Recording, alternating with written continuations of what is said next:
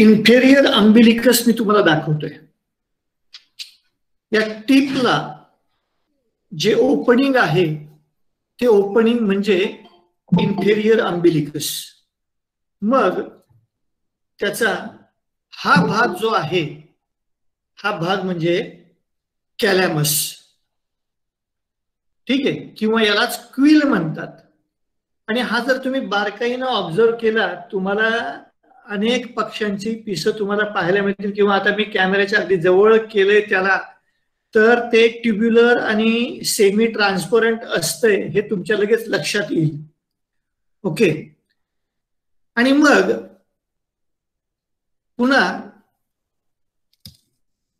आता इथे जर तुम्ही पाहिलं केअरफुली, एक ब्लॅक स्पॉट दिसतोय पहा, बरोबर आहे. ते सुपेरियर अम्बिलिकस आहे. ते काय आहे? Superior umbilicus. ठीक आहे, तिथेही एक ओपनिंग आहे. आणि मग हा उरलेला जो भाग आहे हा मिडलाईन वाला, हे म्हणजे रॅचिस. आणि हा पूर्ण भाग हे आहे वेन, VANE.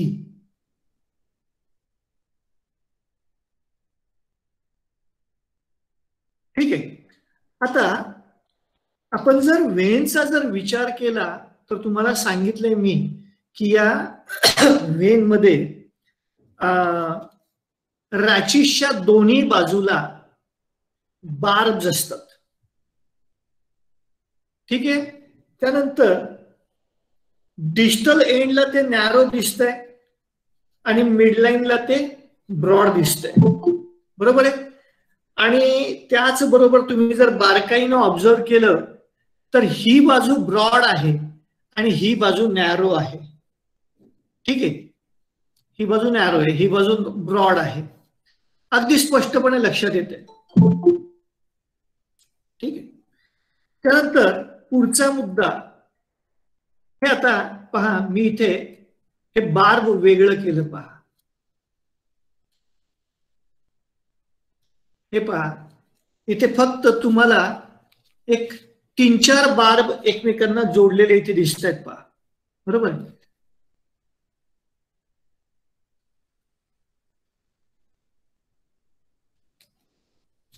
आता यातला एक इंडिव्हिज्युअल बार्ब सेपरेट करता येतोय का ते पाहूयात आपण.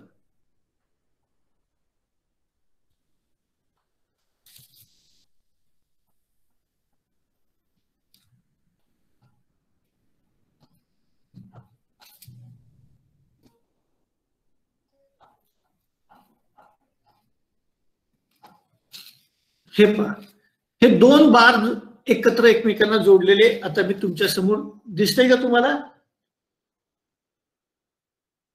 ठीक आहे, हे मी बोटात पकडले हे 2 बार्ब्स आहेत, बरोबर आहे. आता हे पुन्हा सेपरेट करणं म्हणजे थोडंसं याला निडल वगैरे लागेल तर ते आपल्याला व्यवस्थित सेपरेट करता येतील.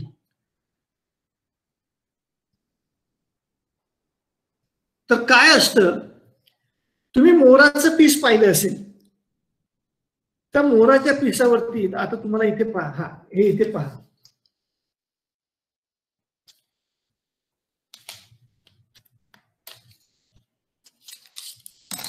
इथे हे जे आहे हे आहे रॅचिस, बरोबर आहे. आणि हे हे हे हे 1 2 3 हे काय सगळे बार्ब्स आहेत. आता या रॅचिस वरती ज्या पद्धतीने हे बार्ब्स अरेंज झालेले आहेत त्याच पद्धतीनं या प्रत्येक बार्ब वरती परत बार्ब्युल्स आहेत. आणि ते बार्ब्युल्स तुम्हाला इथे छोटे छोटे दिसत आहेत पहा, बरोबर. आता या बार्ब्युल्सचा जर आपण विचार केला आणि ते जर चांगल्या मॅग्निफाईंग अरे स्क्रीन दिसत नाहीये का कुणाला?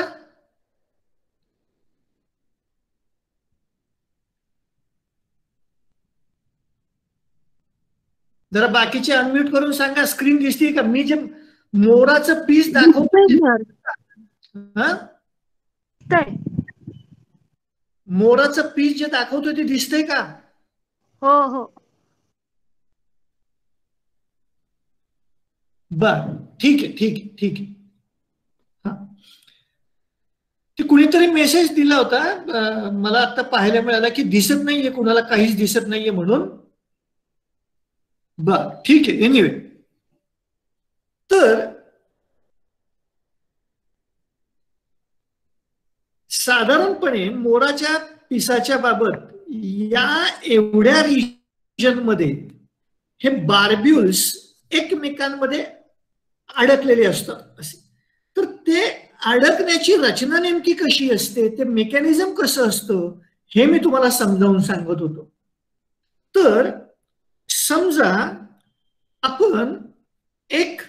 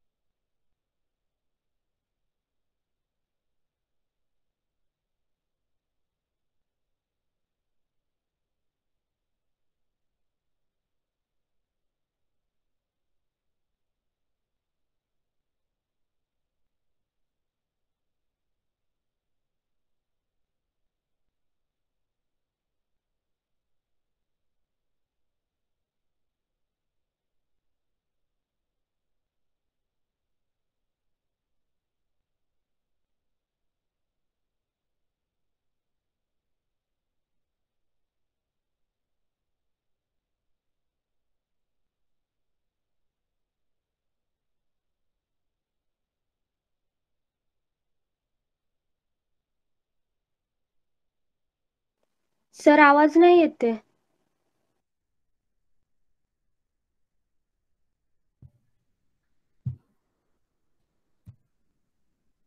हा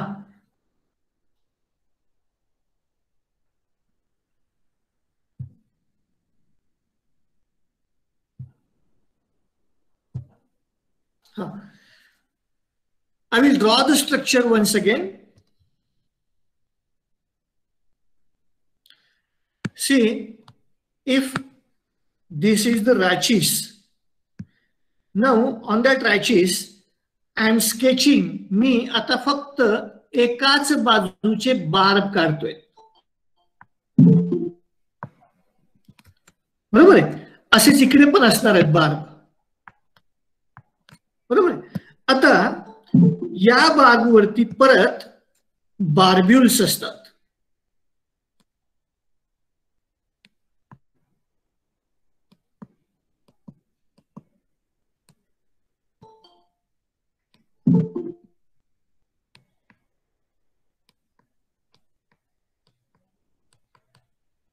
असे भरपूर बार्ब्युल्स असतात. ठीक आहे. आता पहा, हे झालं बार्ब.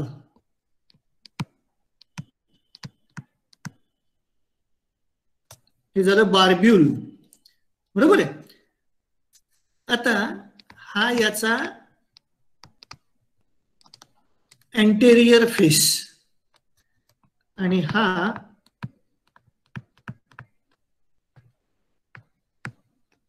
Posterior face. तर या पोस्टेरियर फेस वरती जे बार्ब्युल्स असतात ते असे थोडेसे ब्रॉड असतात आणि कॉन्केव असतात. इकडनं कॉन्केव आणि खालनं कॉन्व्हेक्स, बरोबर आहे. म्हणजेच आता इथे सुद्धा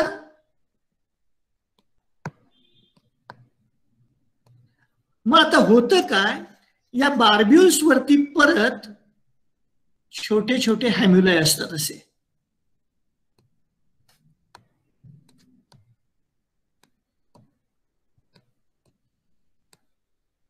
यांना म्हणतात हॅम्युलाय किंवा बार्बिकल्स. मग या अँटेरियर फेस वरती असणारे जे बार्ब्युल्स आहेत आणि त्या बार्ब्युल्सचे हॅम्युलाय पुढच्या बार्बच्या पोस्टेरियर फेस वरती असणाऱ्या या बार्ब्युल्स मध्ये आर्टिक्युलेट होतात किंवा अडकतात. ठीक आहे. आणि मग त्यामुळं पाहता मी आता जर असं बोट फिरवलं तर हे परत एकमेकांना जोडले जात आहेत. पहा, हे पहा जोडले गेले.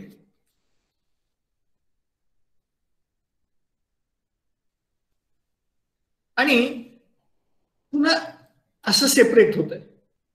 केलं सेपरेट. आता पुन्हा व्यवस्थित जर बोट फिरवलं तर ते एकमेकांना जोडले जात आहेत. पहा, तर नेमकं काय होतं ते जोडलं जातं त्यावेळी. समजा हा 1 नंबरचा बार्ब आहे, हा 2 नंबरचा बार्ब आहे. 1 नंबरच्या बार्बच्या अँटेरियर फेसवरती जे बार्ब्युल्स आहेत त्याचे बार्बिकल्स 2 नंबरच्या बार्बच्या सॉरी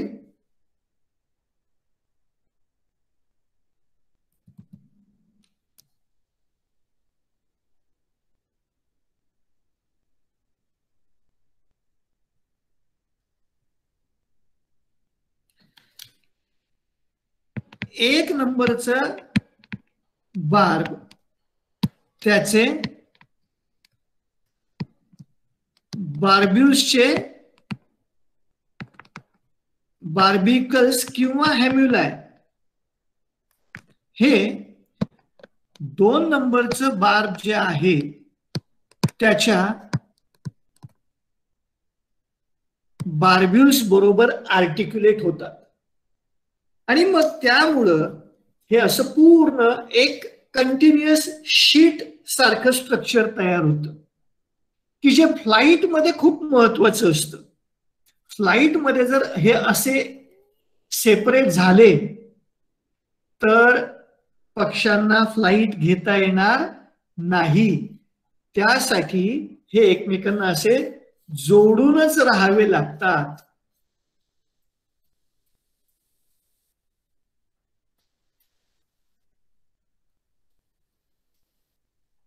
आलं लक्षात. आणि मग पक्षी कायम त्यांच्या पंखांवरती जी चोच फिरवत असतात त्या चोच फिरवण्यामागे 2 उद्देश असतात. एक तर हे असे सेपरेट झालेले पुन्हा जोडणं आणि त्या पंखांना वॅक्सनं कोटिंग करणं. तर अशा पद्धतीनं टिपिकल फिदरचं किंवा विंग फिदरचं स्ट्रक्चर असतं, हे मी तुम्हाला समजावून सांगितलं. ठीक आहे.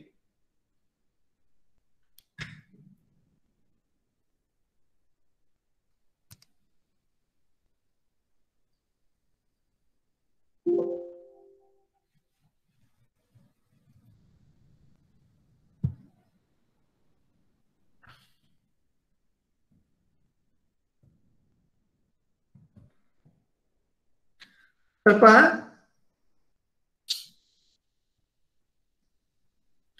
हे मी मगाशी अँटेरियर फेस पोस्टेरियर फेस सांगितलं की नाही, त्यालाच इथे प्रॉक्झिमल आणि डिस्टल हा शब्द वापरलेला आहे, लक्षात ठेवा. आणि मग त्याचं जे आर्टिक्युलेशन असतं ते वेलक्रोच्या पट्टीसारखं असतं. कशाच्या पट्टीसारखं असतं? वेलक्रोच्या. पहा, आपण ते चप्पलला शूजना वेलक्रोची पट्टी असते, किंवा काय बऱ्याच ठिकाणी वेलक्रोच्या पट्ट्या असतात. अशा त्या दोन पट्ट्या एकमेकांना जोडल्या जातात आणि त्या पुन्हा वेगळ्या करताना चरचर चरचर आवाज येऊन त्या वेगळ्या करता येतात आपल्याला. त्याला म्हणतात वेलक्रो. ठीक आहे. तर ते याच्या सारखंच असतं. किंबहुना तुमच्या माहितीसाठी सांगतो, वेलक्रोचे डिझाईन, त्या वेलक्रोच्या स्ट्रीपचे डिझाईन हे याच अल्ट्रास्ट्रक्चर स्टडी करून तयार केलेलं आहे, लक्षात ठेवा. ठीक आहे. Velcro strips are designed taking a cue from the study of the ultrastructure of this wings only. Okay.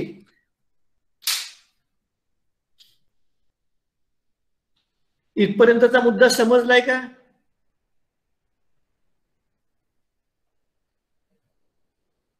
आतापर्यंत जे मी समजावून सांगितलं टिपिकल स्ट्रक्चर, ते समजलंय का?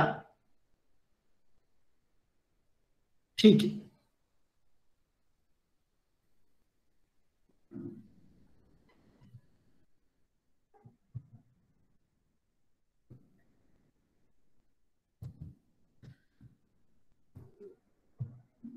मग आता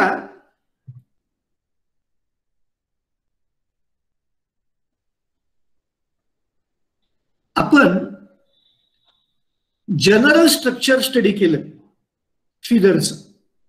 आता आपल्याला टाइप्स ऑफ फिदर्स पाहायचे. तर लक्षात ठेवा, फिदरचे हे आता तुमच्या स्क्रीनवरती जे दिसत आहेत ते वेगवेगळे टाइप्स आहेत. उदाहरणार्थ क्विल किंवा फ्लाइट फिदर्स हे दोन प्रकारचे असतात. रेमिजेस म्हणजे quills present on the wings, आणि दुसरे असतात रेक्ट्रायसेस म्हणजे quills present in the tail. लक्षात आलं? हे रेमिजेस कुठे असतात? विंग्स वरती, आणि रेक्ट्रायसेस कुठे असतात? टेल मध्ये. लक्षात ठेवा. त्यानंतर कंटोर्स किंवा त्यांना स्पेनी म्हणतात. दोज आर प्रेझेंट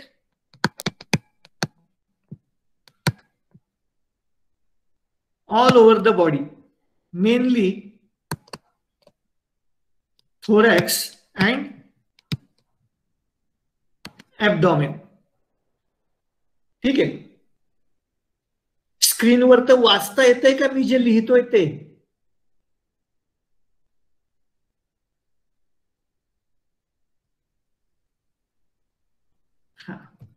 पुढे तिसरा प्रकार असतो फिलोप्ल्युम्सचा.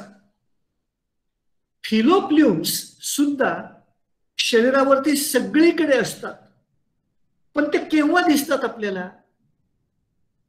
एखाद्या पक्ष्याचे सगळे बाकीचे आपण पिसे काढून टाकली तर नंतर त्या पक्ष्याच्या बॉडीवरती थोडेसे हेअर लाईक स्ट्रक्चर्स दिसतात, ते असतात फिलोप्ल्युम्स. लक्षात आलं? इथे दिसतंय पहा तुम्हाला, फिलोप्ल्युम दिसतंय इथे बॅकग्राऊंडला. ठीक आहे. त्यानंतर पुढचा प्रकार आहे डाऊन फिदर्स किंवा त्यांना प्ल्युम्युल्स म्हणतात, हे इथं डाऊन फिगर दिसतंय पहा. मी तुम्हाला हे सगळं परत दाखवणार आहे. ठीक आहे. आणि प्रत्येकाचा थोडा थोडा अभ्यास आपल्याला करायचा आहे. त्यानंतर असतात पावडर फिदर्स, किंवा त्याला पावडर फिदर्स असतात. त्यानंतर रिक्टल ब्रिसल्स असतात आणि व्हायब्रसी असतात. ठीक आहे. हे पहा, हे रिक्टल ब्रिसल्स लक्षात आलं.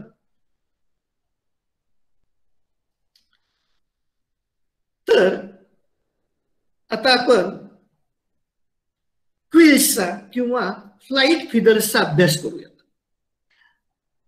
जनरल स्ट्रक्चर जे फिदरचं मी तुम्हाला समजावून सांगितलं ते म्हणजेच क्विल फिदर, किंवा हे जे मगाशी तुम्हाला मी दाखवलं याचंच जनरल स्ट्रक्चर तुम्हाला मी सांगितलं होतं समजावून. ठीक आहे.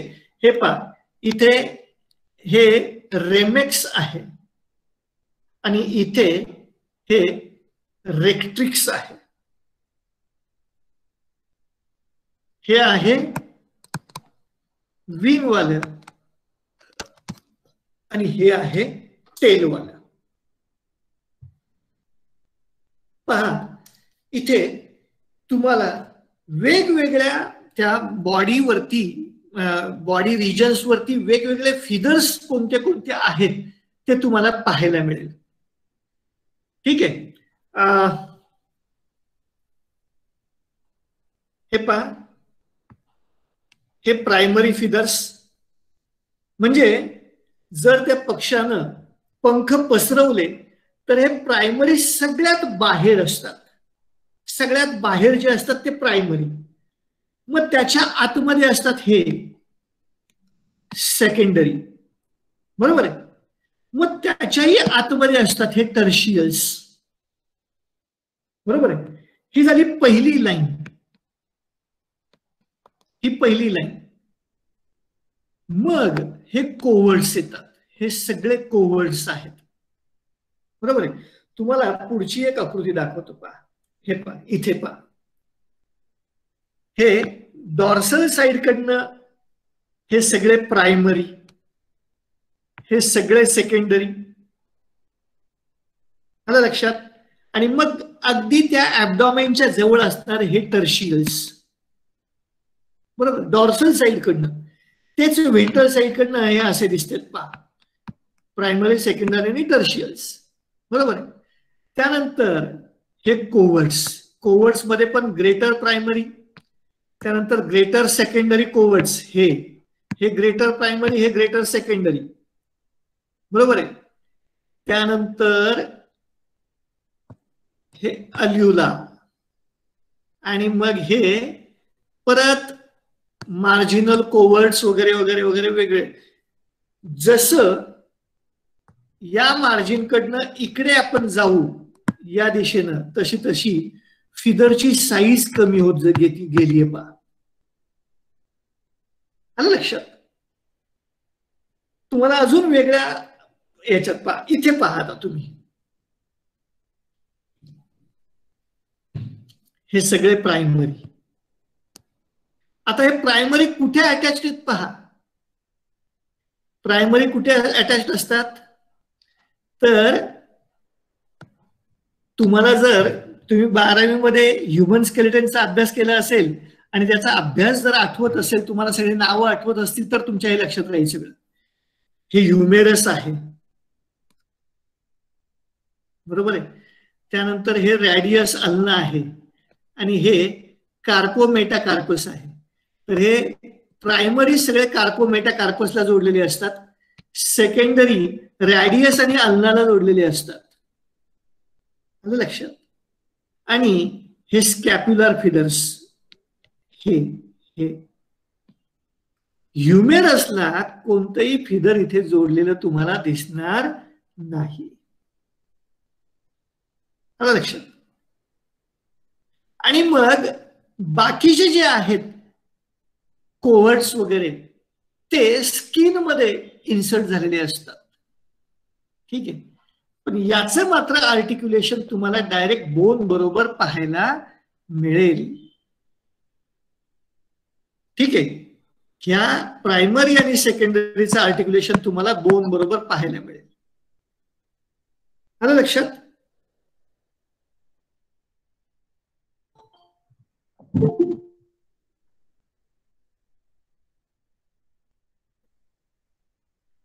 तर आपण जे मगाशी टिपिकल स्ट्रक्चर स्टडी केलं ते रेमेक्सचं होतं. रेमेक्स एक वचनी रेमेक्स आणि एक वचनी रेमिजेस. तर क्विल्स लक्षात ठेवा दोन प्रकारचे असतात, रेमिजेस आणि रेक्ट्रायसिस. रेमिजेसना फ्लाइट फिदर्स म्हणतात किंवा त्यांना पिनियन्स सुद्धा म्हणतात. ठीक आहे. मग याचे प्रकार मी तुम्हाला आता सगळे समजावून सांगितले, त्या फिगर मध्ये दाखवले. याचा नंबर हा डेफिनाइट असतो आणि तो स्पेसिस नुसार बदलतो, लक्षात ठेवा. ठीक आहे.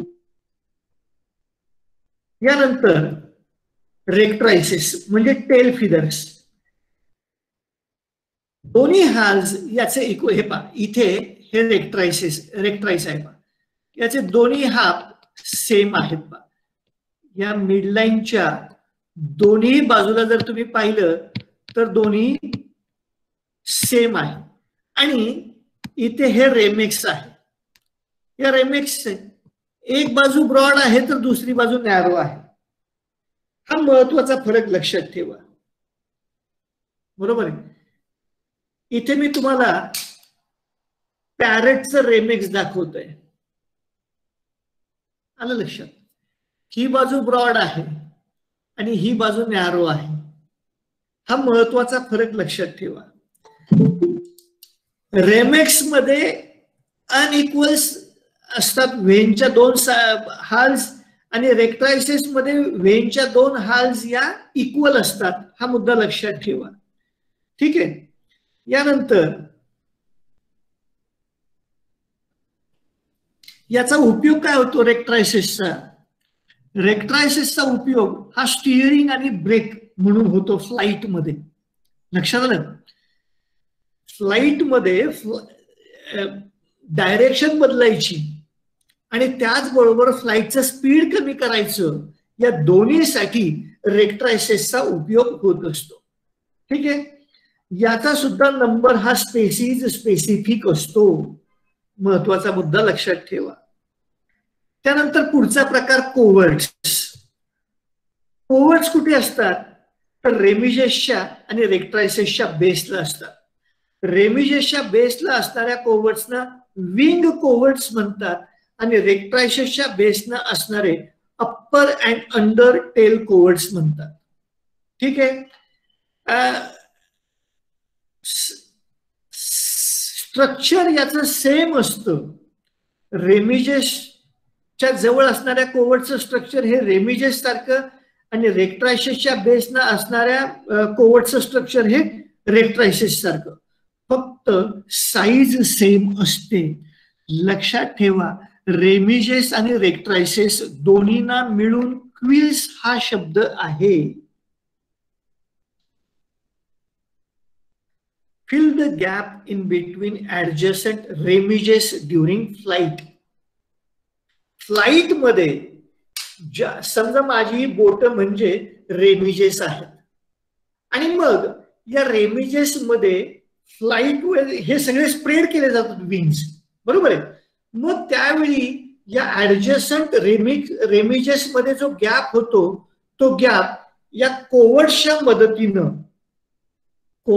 मदतीनं तो गॅप भरून काढला जातो. म्हणजे माझं लक्षात ठेव, हा जो हात आहे हा हात म्हणजे एक कोवर्ट आहे. मग हे एक कोवर्ट काय करतं तर या दोन रेमिजेस मधला गॅप भरून काढतं. आलं लक्षात. दोन रेमिजेस मधला गॅप भरून काढण्याचं काम कोवर्ट्स करत असतात. लक्षात ठेवा. त्यानंतर पुढचा प्रकार आहे कंटोर्स. फिदरचा पुढचा प्रकार कोणता? कंटोर्स. जनरली मी तुम्हाला मागाशी सांगितल्याप्रमाणे पक्षाच्या थोरॅक्स आणि ॲब्डॉमेन, डॉर्सल साइड आणि व्हेंट्रल साइड वरती जे फिदर्स असतात ते म्हणजे कंटोर्स किंवा त्यांना पेनी म्हणतात. लक्षात आलं. They form the general body cover. या कंटोर्स मध्ये बार्ब्युल्स हे पुअरली डेव्हलप्ड असतात, त्यामुळे इंटरलॉकिंग खूप पुअर असतं, लक्षात ठेवा. तुम्हाला इंटरलॉकिंग फक्त क्विल्स मध्ये म्हणजेच रेक्ट्रायसेस आणि रेमिक्सेस मध्ये पाहायला मिळेल. बाकीच्या फिदर्स मध्ये इंटरलॉकिंग पाहायला मिळणार नाही. आता या कंटोर्सचं फंक्शन काय असतं, तर ड्यू टू कंटोर्स और penny birds get good insulation.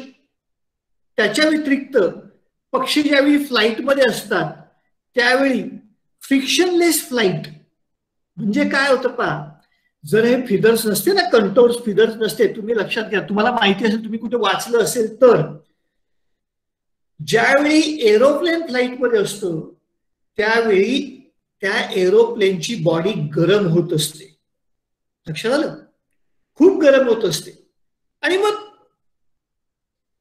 तशाच पद्धतीनं या बर्डची बॉडी सुद्धा गरम झाली असती जर हे कंटोर्स त्या ऑल ओव्हर द बॉडीवरती नसते, तर डायरेक्ट स्किन एक्सपोज झाली असती आणि मग त्या स्किनचं फ्रिक्शन होऊन बॉडी टेम्परेचर खूप वाढलं असतं, त्या पक्षाला फ्लाईटमध्ये चटके बसले असते.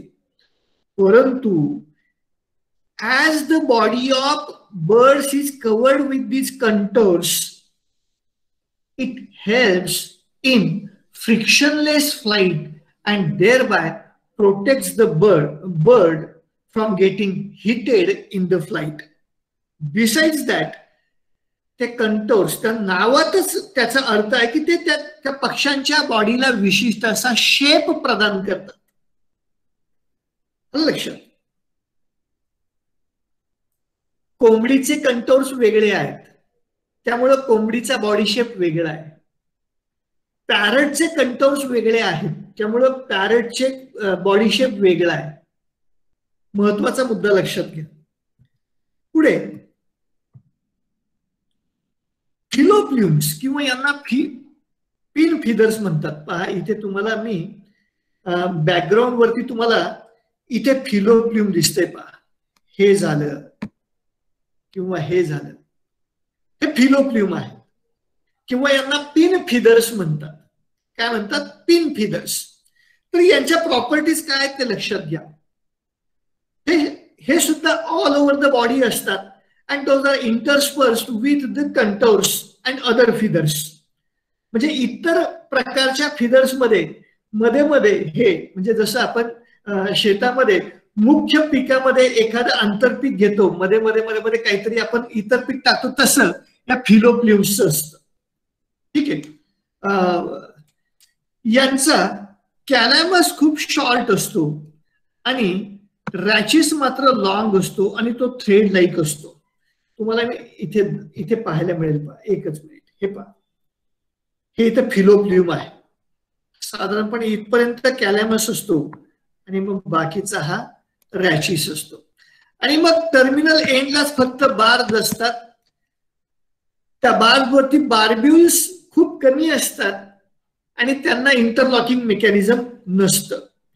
ठीक आहे. इथेही तुम्हाला फिलोप्ल्युम पाहायला मिळेल. पहा, इथे तुम्हाला हा शॉर्ट कॅलॅमस अगदी क्लिअर कट दिसतोय आणि हे मात्र रॅचिस आहे आणि इथे हे बार्स आहेत आणि त्या बार्सचे बार्ब्युल्स मात्र खूप कमी आहेत. आलं लक्षात? हे झालं फिलोप्ल्युम.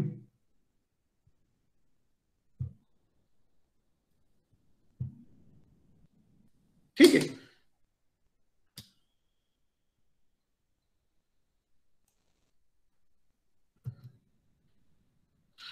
हा,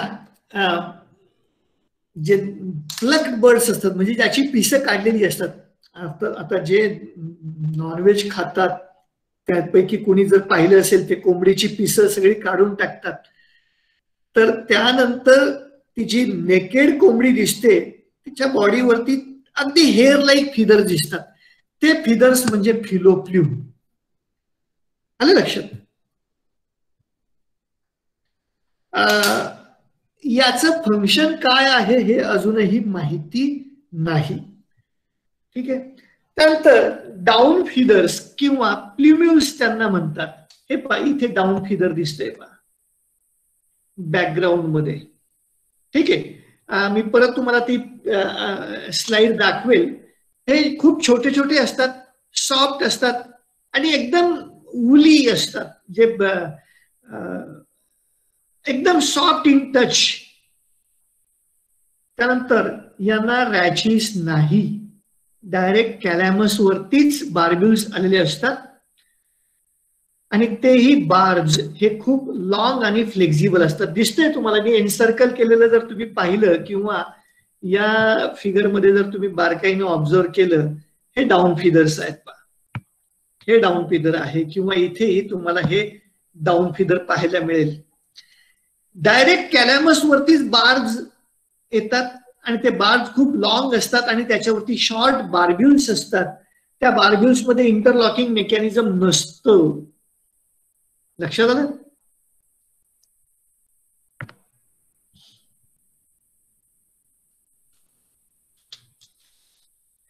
कुठे असतात हे, हा एक महत्वाचा मुद्दा. प्ल्युम्युल्स किंवा डाऊन फिदर्स हे हॅचलिंगच्या बॉडीवरती असतात. समजा त्या कोंबडीच्या अंड्यातनं ते पिल्लू बाहेर आलं, हॅच आउट झालं की त्याच्या बॉडीवरती जे सगळे काही फिदर्स असतात, हे सगळे हे या प्रकारचे असतात. डाऊन फिदर्स किंवा प्ल्युम्युल्स या प्रकारचे असतात. मग हळूहळू हळूहळू त्यांची रिप्लेसमेंट, जशी जशी पक्ष्याची ग्रोथ होते तशी तशी त्याची रिप्लेसमेंट इतर फिदर्सनं होत जाते. त्या त्या बॉडी रिजन मध्ये त्या त्या प्रकारच्या फिदर्सनं त्याची रिप्लेसमेंट होत असते. त्यानंतर पुढचे फिदर आहेत पावडर फिदर्स. पावडर फिदर्सही खूप छोटे असतात,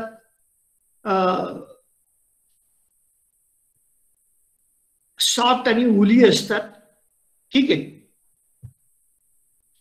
रॅचिस यांनाही नसतो, म्हणजे स्ट्रक्चर हे डाऊन फिदर सारखंच असतं, लक्षात ठेवा. सगळ्यात महत्वाचं म्हणजे हे अडल्ट बर्डच्या बॉडीवरती ठराविक रिजन मध्ये असतात, अरेंज्ड इन पॅचेस. आणि लक्षात ठेवा, यांचं डिजनरेशन होत जातं हळूहळू पावडर सारख्या सबस्टन्स मध्ये, म्हणून यांना पावडर फिदर्स म्हणतात. आणि मग ते पावडर सारखं जे सबस्टन्स असतं, पावडर सारखं जे मटेरियल असतं, हे त्या इतर फिदर्स मध्ये इतर फिदर्सना अडेर होतं. ठीक आहे.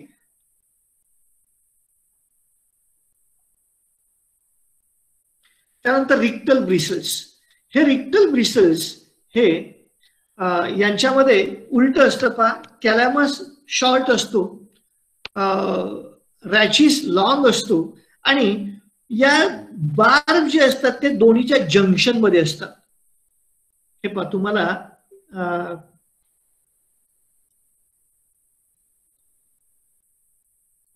हे इथे रिक्टल ब्रिसल दिसते पहा. ठीक आहे. कुठे असतात हे? डोळ्याच्या भोवती असतात आणि चोचीच्या बेसला असतात. ठीक आहे. त्याच्या व्यतिरिक्त व्हायब्रसी सुद्धा असतात. शेवटचा प्रकार या फिदर्सचा हे टॅक्टाईल असतात. ठीक आहे. दोज आर इनरवेटेड, म्हणजे यांना नर्वचं कनेक्शन असतं. And those are responsible for some sort of sense. ठीक आहे. नॉक्टुर्नल्स मध्ये हे वेल डेव्हलप्ड असतात. ठीक आहे. तर तुम्हाला इथे हे ब्रिसल्स पाहायला मिळतील. हे कंटोर फिदर्स. ठीक आहे. इथे तुम्हाला या ब्रिसल्सची डेव्हलपमेंट पाहायला मिळतीये.